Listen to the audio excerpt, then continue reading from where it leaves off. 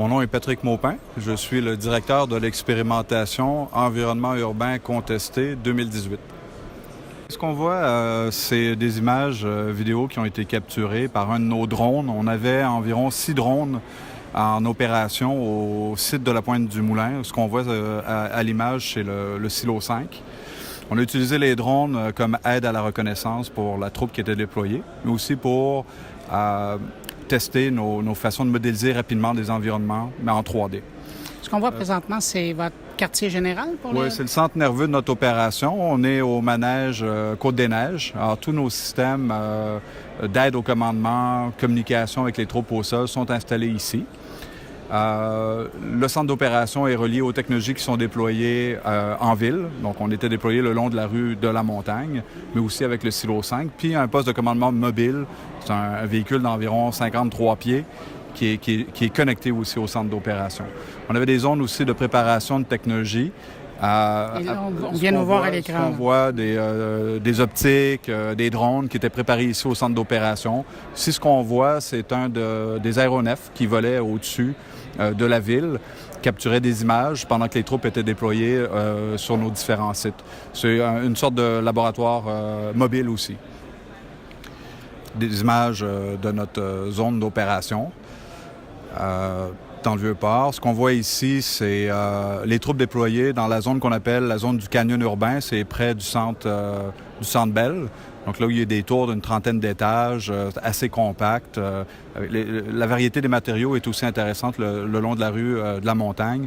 Différentes élévations de bâtiments, différentes surfaces sur lesquelles les ondes de nos radios tactiques rebondissent plus ou moins bien. Ces zones qui sont très difficiles pour les radios, les GPS, donc ça faisait partie des choses qu'on évaluait. Manière d'améliorer ça ou tout simplement de s'en passer.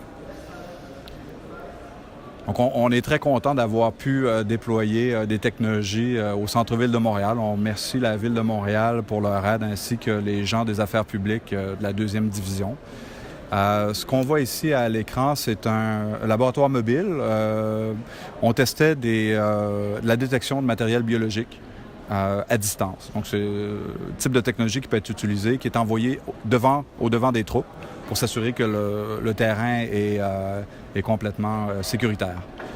Les zones de travail sur le site du silo 5, simplement des conteneurs.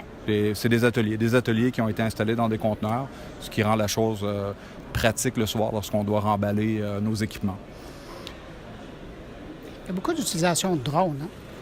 Oui, dans nos images, on en voit beaucoup, mais en tout, on avait une 50aine de technologies qui étaient déployées. On avait environ 6 drones de 3 pays différents qui étaient déployés, les drones seulement au-dessus du silo 5, puis au-dessus du manège Côte-des-Neiges. Aucun drone qui a volé au centre-ville.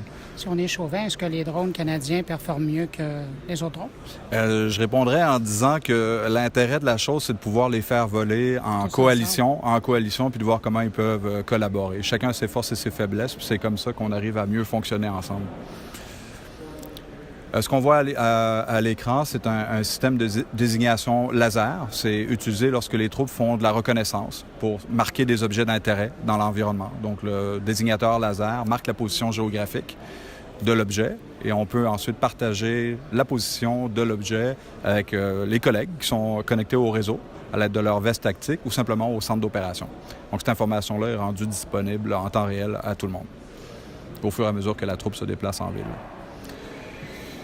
Dans la zone du silo 5, qui est très spectaculaire, on a fait des opérations aussi de nuit. On a déployé les troupes de jour et puis ensuite, on compare la performance des équipements et de la troupe en opération de nuit.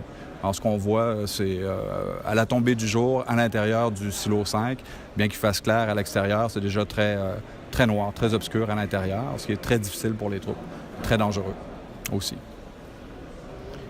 en situation réelle. Ce qu'on voit à l'écran, c'est on a obtenu la permission de la Ville de Montréal de se déployer au belvédère du Mont-Royal pendant les heures de fermeture du parc au milieu de la nuit. Et on a fait des tests de détection de personnel qui étaient sur le toit du silo 5 à une distance de 3 km environ. Donc, on voit très distinctement les 3 personnes qui étaient sur le toit du silo 5 à ce moment-là. On pourrait faire plus loin, mais on avait accès à cette distance-là.